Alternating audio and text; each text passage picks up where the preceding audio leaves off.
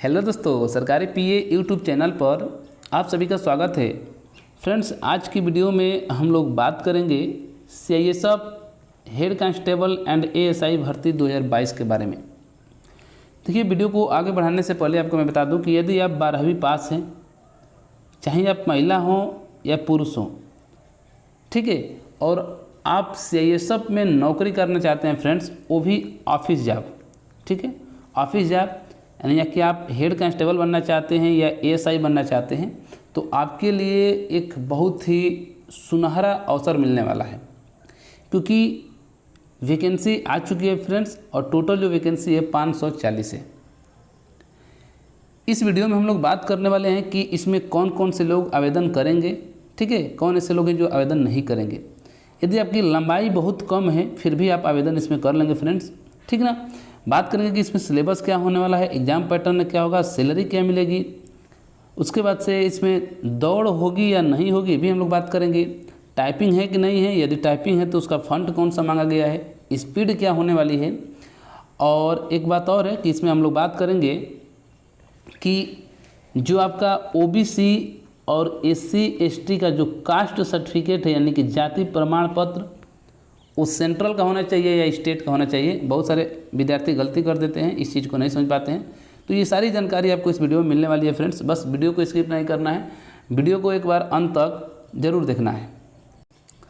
तो आइए हम लोग देखते हैं यहाँ से। देखिए, आप सबसे पहले देख रहे होंगे यहाँ पर विज्ञापन है, ये ऑफिशियल आपका नोटिफिकेशन है सीआईएसएफ का, और यहाँ सब चीज़ डिटेल यहाँ पर जानकारी दी गई है। जैसे कि आप देख रहे होंगे कि जो आपका आवेदन स्टार्ट होगा फ्रेंड्स, वो होगा आपका 26 सितंबर से, यानी कि कल से ही, ठीक है। आज 25 तारीख को वीडियो बन रही है, कल 26 सितंबर से आपका आवेदन स्टार्ट हो जाएगा, और जो अंतिम तिथि बताई गई है वो 25 अक्टूबर को अंतिम तिथि बताई गई है। इसमें मेल और फीमेल दोनों लोग आवेदन करेंगे जो भारतीय नागरिक होंगे, ठीक है। चलिए आगे हम लोग देखते हैं। इसमें आगे आपका इसमें बताया गया है पे स्केल के बारे में। तो पे स्केल यानी कि सैलरी के बारे में बताया गया है। तो देखिए, यहाँ पर बताया गया है कि जो आपका 2 पोस्ट है, आप जानते हैं, एक एएसआई है, ठीक है, और एक हेड कांस्टेबल का है, हेड कांस्टेबल का है। तो जो आपका एएसआई है वो लेवल 5 का है। कौन सा? ये लेवल 5 का है फ्रेंड्स। इसकी जो बेसिक सैलरी है 29,200 से लेकर 92,300 तक, यानी कि आप अगर शुरुआती में इसकी बात करें, यदि आपकी शुरुआती जो सैलरी बनेगी फ्रेंड्स, वो आपकी 45,000 के आसपास सैलरी आपकी बनने वाली है, ठीक है। अगर एएसआई में आपका चयन होगा तो 45,000 के आसपास आपकी क्या होगी, सैलरी बनने वाली है। वहीं अगर हेड कांस्टेबल की बात करें मिनिस्ट्रियल की, तो ये लेवल 4 की नौकरी है, ठीक है, और ये आपका बेसिक सैलरी है 25,500 से लेकर 81,100 रुपये तक है। अगर इसकी हम बात करें तो जो आपकी सैलरी बनने वाली है वो 35 के आसपास सैलरी आपकी स्टार्टिंग बनेगी, ठीक है। चलिए आगे हम लोग देखते हैं। देखिए, नेशनलिटी में दिया गया है कि आप सिटीजन ऑफ इंडिया यानी कि भारतीय नागरिक होना चाहिए। यहाँ पर वैकेंसी के बारे में बताया गया है डिटेल यहाँ से, तो देख सकते हैं कि वैकेंसी क्या क्या है इसमें। तो वैकेंसी के बारे में फ्रेंड बताया गया है कि जो आपका डायरेक्ट वाले जो मेल कैंडिडेट होंगे उसमें जनरल का सीट 40 है, एससी का 13 है, एसटी का 7 है, ओबीसी का 25 है। वहीं ईडब्ल्यूएस का देखा जाए तो 9 वैकेंसी है, यानी कि टोटल आपके कौन कितनी है इसमें, तो 94 वैकेंसी है, ठीक है। ये एएसआई की है, एएसआई की बात हम कर रहे हैं पहले।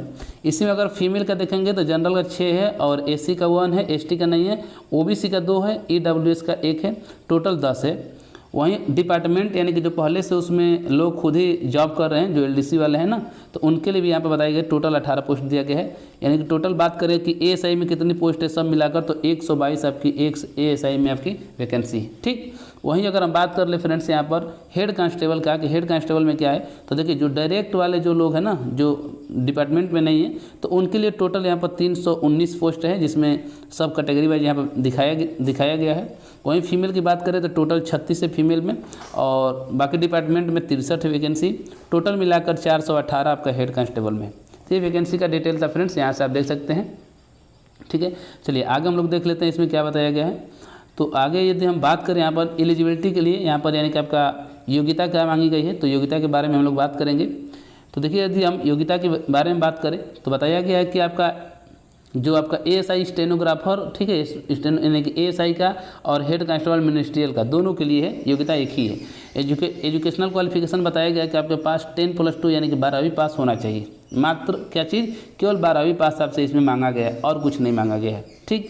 वहीं एज की बात करें यानी कि आयु सीमा कब से कब तक मांगी गई है, तो देखिए मिनिमम आपका जो एज होना चाहिए वो 18 साल होना चाहिए और मैक्सिमम 25 साल होना चाहिए।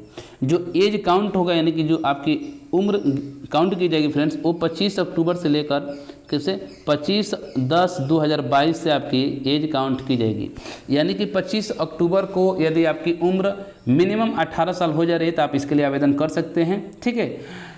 तो यहाँ पर बता भी दिया गया है कि आपका 97 से लेकर यानी कि 26 अक्टूबर 1997 से लेकर और 25 अक्टूबर 2004 तक आपका एज होना चाहिए, इसके बीच में आप हैं, ठीक है। तो आप इसके लिए आवेदन करेंगे। इसमें छूट का भी प्रावधान है फ्रेंड्स। देखिए छूट के लिए क्या बताया गया है कि यदि आप एसटी से हैं तो आपको 5 साल का छूट मिलेगा, ठीक है।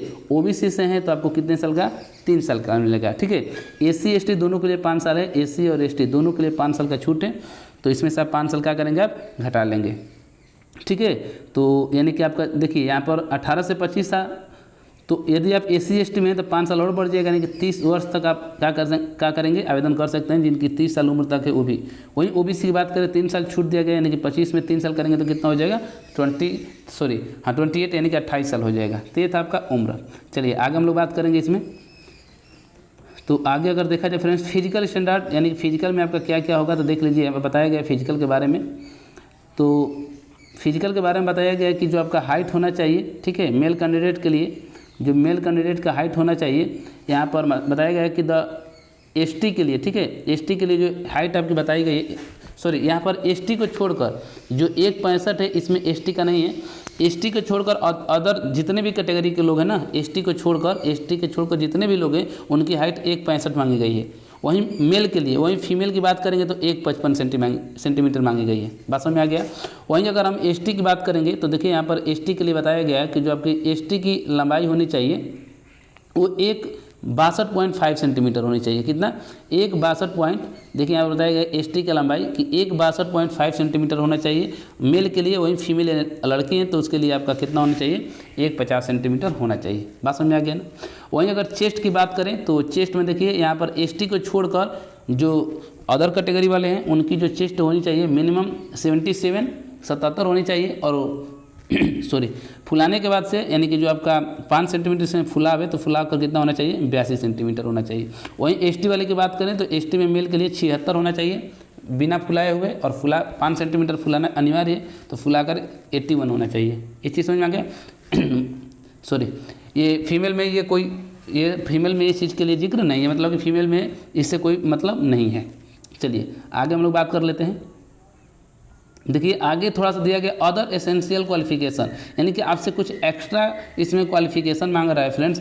इस चीज़ को थोड़ा सा हम लोग को समझना है कि वो क्या चीज़ है। तो देखिए अदर एसेंशियल क्वालिफिकेशन में क्या मांग रहा है, तो यदि हम बात करेंगे एएसआई के लिए तो एएसआई में क्या मांग रहा है आपसे, तो देखिए एएसआई में आपका चूँकि स्टेनो का पोस्ट है, किसके लिए, स्टेनो के है, तो स्टेनो आपके पास जानकारी होनी चाहिए स्टेनो की। तो देखिए इसमें 10 मिनट का डिक्टेंशन बोला जाएगा स्टेनो के लिए, ठीक है, जो कि 80 वर्ड पर मिनट के हिसाब से बोला जाएगा। और जो आपका उसको ट्रांसलेट करने के लिए जो समय मिलेगा, यदि आप इंग्लिश में ट्रांसलेट करते हैं यानी कि इंग्लिश स्टेनो से आप दे रहे हैं तो आपको 50 मिनट का समय दिया जाएगा। वहीं अगर आप हिंदी आपका स्टेनो है, हिंदी में अगर ट्रांसलेट करेंगे तो 65 मिनट का समय दिया जाएगा, ठीक है। वहीं बात करें जो ये आपकी टाइपिंग होगी कंप्यूटर पर होगी, सही है, तो ये एएसआई के लिए है। वहीं अगर हम हेड कांस्टेबल मिनिस्ट्रियल की बात करें तो हेड कांस्टेबल में देखिए आपसे केवल टाइपिंग मांगा गया है ना, आपका इंग्लिश में अगर आप टाइपिंग देंगे तो 35 का स्पीड आपका होना चाहिए, और हिंदी में अगर टाइपिंग देंगे आप तो आपके लिए 30 का स्पीड होना चाहिए। ये बात समझ में आ गई ना। तो यानी कि आपका एएसआई में स्टेनो चाहिए और आपका हेड कांस्टेबल में टाइपिंग चाहिए, ठीक है। ये आपका रिटन होने के बाद होता है, ठीक। अभी हम बताएंगे कि कब इसकी ज़रूरत पड़ेगी। चलिए आगे हम लोग बात कर लेते हैं इसमें। इसके बाद से मेडिकल के बारे में बताया गया है कि मेडिकल आपका सही होना चाहिए। टैटू के बारे में यहाँ बता दिया गया है, ठीक है। यहाँ पर आँख के बारे में बताया गया है कि आँख आपकी इस आपके रेंज में होनी चाहिए। चलिए आगे हम लोग बात करेंगे इसमें। आगे देखा जाए यहाँ पर फ्रेंड्स तो प्रोसेस, ठीक है, आपका अप्लाई करने के बारे में बताया गया है। हाँ है, आपका यहाँ पर दिया गया है कि स्टेट आपका किस स्टेट में है, तो आपका एप्लीकेशन कहाँ पर होगा। जैसे मान लीजिए कि आप यदि आप उत्तर प्रदेश के हैं, ठीक है, दिल्ली या उत्तर प्रदेश के हैं, आप दिल्ली या उत्तर प्रदेश के एंड उत्तराखंड के हैं, तो आप इसका जो आवेदन होगा ये कहाँ पर जाएगा, ये तो गाज़ियाबाद जाएगा। कहाँ पर, ये देख सकते हैं, ये गाज़ियाबाद जाएगा उत्तर प्रदेश में। इसका आवेदन यानी कि जो सेंटर होगा वो कहाँ पर होगा, गाज़ियाबाद में होगा। ठीक है, चलिए आगे हम लोग और बात करते हैं इसमें कि क्या क्या दिया गया है। एप्लीकेशन फ़ीस के बारे में देखिए, एप्लीकेशन फ़ीस सबके लिए 100 रुपया है, सॉरी यहाँ पर 100 रुपया रखी गई है फ़ीस, और वो भी केवल SC ST को छोड़ दिया जाएगा इसमें, ठीक है ना। SC ST को छोड़कर केवल आपका OBC जनरल वाले के लिए 100 रुपये का यहाँ पर फीस रखी गई है, ठीक। और जो SC से ST से फीमेल हों, ठीक है, ESM वाले हों, एक सर्विसमैन वाले, इन लोग के लिए फ़ीस नहीं लग रही है। बस समझ आ रहेगा ना। चलिए आगे हम लोग और बात करेंगे इसमें कि क्या क्या चीज़ दिया गया है। तो यदि हम आगे फ्रेंड्स बात करें तो प्रोसेस यानी कि रिकमेंड सिलेक्शन प्रोसेस क्या होने वाला है। तो सबसे पहले देखिए इसमें क्या होगा, सबसे पहले आपका PST होगा ना, PST मतलब फिजिकल स्टैंडर्ड टेस्ट होगा, और डॉक्यूमेंट वेरिफिकेशन होगा। यानी कि सबसे पहले आपका यहाँ पर DB होना है, डॉक्यूमेंट वेरिफिकेशन होगा, उसमें PST भी होगा ना। तो उसमें क्या क्या होगा, तो देखिए सबसे पहले आपकी हाइट देखी जाएगी, हाइट ना, हाइट यहाँ पर चेक की जाएगी। उसके बाद से फिजिकल स्टैंडर्ड टेस्ट होगा, ठीक। और उसके बाद से इसमें देखा जाएगा क्या क्या होगा, यहाँ पर सब बताया गया। डॉक्यूमेंट आपका चेक होगा, डॉक्यूमेंट में क्या क्या लगेगा यहाँ पर देख सकते हैं, आपका यही सब डॉक्यूमेंट लगेगा। डॉक्यूमेंट जब आपका फिजिकल हो जाएगा, ठीक है, फिजिकल PST हो जाएगा और डॉक्यूमेंट वेरिफिकेशन हो जाएगा, तो सेकेंड स्टेज पर आएगा आपका रिटन टेस्ट होगा, ठीक है। रिटन टेस्ट होगा वो आपका OMR पर भी हो सकता है, यानी कि ऑनलाइन भी हो सकता है और ऑफलाइन भी हो सकता है। फाइनली नहीं बताया गया कि OMR पर ऑफलाइन होगा क्या ऑनलाइन होगा, लेकिन दिया गया कि OMR बेस पर भी हो सकता है या तो CBT बेस पर यानी कि कंप्यूटर पर भी आपका हो सकता है। चलिए सिलेबस की बात करेंगे, सिलेबस में इसमें क्या क्या पूछा जाएगा। तो देखिए सिलेबस में दिया गया है कि जनरल इंटेलिजेंस से आपका 25 क्वेश्चन आएगा, 25 मार्क का। वहीं GK की बात करें 25 क्वेश्चन है 25 नंबर का, अर्थमेटिक से 25 क्वेश्चन है 25 मार्क का, और जनरल इंग्लिश या तो हिंदी। ये देखिए यहाँ पर आपको बता दें कि यहाँ पर कि तो आप हिंदी, अगर आपकी हिंदी तैयार है तो आप हिंदी का देंगे, और हिंदी तैयार है तो हिंदी, कोई इसमें से एक आपको देना है। टोटल आपका 100 क्वेश्चन है, 100 नंबर का है, और टाइमिंग आपका 2 आवर्स की, यानी कि 120 मिनट का है, ठीक है, यानी कि 2 घंटे का आपका समय है। ये आपका रिटन टेस्ट है, ठीक। चलिए इसमें बात करते हैं कि आगे क्या है। इसके बाद से आपका स्किल टेस्ट होगा, यानी कि आपका सबसे पहले DB PST हो जाएगा, उसके बाद से आपका रिटन टेस्ट होगा, रिटन टेस्ट के बाद से आपका स्किल टेस्ट होगा, और स्किल टेस्ट में जो चीज़ स्टेनोग्राफर होंगे तो स्टेनो का देंगे स्किल, और हेड कांस्टेबल वाले होंगे तो अपना टाइपिंग देंगे, ठीक। उसके बाद से आपका क्या हो जाएगा, मेडिकल होगा। फाइनली मेडिकल के बाद से आपकी फाइनल मेरिट लिस्ट लग जाएगी, और उसमें अगर आपका नाम आता है तो आपकी फाइनल क्या कर दी जाएगी, ज्वाइनिंग कर दी जाएगी। बस समझ में आ रहा है ना। देखिए यहाँ पर जो बताया गया कि जो आपका रिटन टेस्ट होगा फ्रेंड्स, उसमें आपका OBC जनरल वाले जो EWS हैं ये सब OBC का नहीं है, जनरल EWS और एक सर्विसमैन के लिए 35% है, ठीक ना। और SC ST के लिए बताया गया है कि SC ST OBC के लिए कि 33% आपका मिनिमम इतना आपका मार्क लेकर आना अनिवार्य है। ये चीज़ है इसमें बताया गया है। तो और आगे देखते हैं कि इसमें क्या क्या चीज़ प्रोसेस दिया गया है फ्रेंड्स। तो ये चीज़ है इसमें, यानी कि आपको अगर हम एक शब्द में फिर से अगर हम समझाना चाहें आपको तो समझिएगा। देखिए यहाँ से इसमें क्या चीज़ है एक बार जिक्र कर देते हैं। देखिए यहाँ पर 2 पोस्ट है, ASI का है और एक हेड कांस्टेबल का है ना।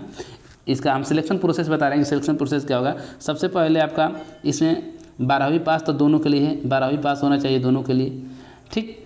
हाइट बता ही दी गई है, ये सब चीज़ बता दिए हैं, ठीक। देखिए सिलेक्शन प्रोसेस में बताएंगे कि जो दोनों के लिए सबसे पहले आपका DB PST होगा ना, DB PST होगा, यानी PST होगा और डॉक्यूमेंट वेरिफिकेशन होगा, डॉक्यूमेंट वेरिफिकेशन होगा ना। इसमें आपकी दौड़ नहीं है, रनिंग नहीं होगी, रनिंग किसी पोस्ट में नहीं है, केवल आपकी हाइट वेट यही सब आपका चेस्ट वेस्ट यही बस आपका देखा जाएगा, नापा जाएगा, ठीक। तो आपका डॉक्यूमेंट दोनों पोस्ट के लिए बता रहे हैं, डॉक्यूमेंट वेरिफिकेशन और PST हो जाएगी आपकी, है ना। इसके बाद से आपका होगा रिटन टेस्ट होगा, रिटन टेस्ट होगा 100 क्वेश्चन का होगा, 100 मार्क का होगा। उसमें आपसे सिलेबस में दिखाई दें क्या पूछा जाएगा, 2 घंटे का एक पेपर होगा। OMR पर कि ऑफलाइन भी हो सकता है और ऑनलाइन भी हो सकता है एग्जाम, ये चीज़ हो गया। रिटन टेस्ट होने के बाद से स्किल टेस्ट होगा, इसका स्किल टेस्ट होगा। स्किल टेस्ट में क्या होगा कि आपकी टाइपिंग होगी, अगर एएसआई में है तो आपका स्टेनो टेस्ट लिया जाएगा, 80 का स्पीड होना चाहिए, हिंदी या तो इंग्लिश दोनों में से कोई एक आप चूज कर सकते हैं, और कंप्यूटर पर उसको टाइप करना है। और हेड कांस्टेबल वाले हैं तो उनके लिए केवल टाइपिंग होगी, जो कि इंग्लिश में 35 का स्पीड होना चाहिए और हिंदी में 30 का होना चाहिए। जो वो क्वालिफाई कर देंगे फ्रेंड्स तो आपकी मेडिकल होगा, और मेडिकल में यदि आप फिट हो जाते हैं तो फाइनल मेरिट बनेगी, और फाइनल मेरिट में अगर आपका नाम आ जाता है तो फिर आपका सिलेक्शन हो जाएगा। बात समझा गया। हाँ, बहुत सारे विद्यार्थियों के मन में कि जो टाइपिंग होगी उसका फ़ॉन्ट क्या है, तो फ़ॉन्ट के लिए मैं आपको बता दूं कि फ़ॉन्ट देखिए, जो पिछली इससे पहले जो वैकेंसी आई थी ये सब हेड कांस्टेबल और स्टेनो के लिए, तो उसमें जो हिंदी का फ़ॉन्ट मांगा गया था तो उसमें ऑप्शन था फ्रेंड्स, यदि आप मंगल करना चाहते हैं तो मंगल कीजिए, अगर आप कृतिदेव करना चाहते हैं तो कृतिदेव कीजिए। मंगल में भी यदि आप इंस्क्रिप्ट करना चाहते हैं तो इंस्क्रिप्ट कीजिएगा, या तो यदि गेल करना चाहते हैं तो गेल कीजिए, वहाँ पर ऑप्शन दिया गया है। ठीक है, तो टाइपिंग को लेकर ज़्यादा टेंशन नहीं लेना है, जो चीज़ें आपका उसी में आपका हो जाएगा। तो ये थी इसमें आज की जानकारी फ्रेंड्स। यदि इसके बावजूद भी अगर किसी को कोई चीज़ अगर डाउट है तो फिर वो कमेंट बॉक्स में कमेंट ज़रूर करें। ठीक है, तो आज की वीडियो बस यहीं तक फ्रेंड्स। यदि वीडियो आपको पसंद आई हो तो एक लाइक ज़रूर कीजिएगा, कमेंट ज़रूर कीजिएगा फ्रेंड्स, और चैनल पर पहली बार आए हैं और चैनल को अभी तक सब्सक्राइब नहीं किए हैं तो चैनल को सब्सक्राइब ज़रूर कीजिएगा। ओके, थैंक यू दोस्त।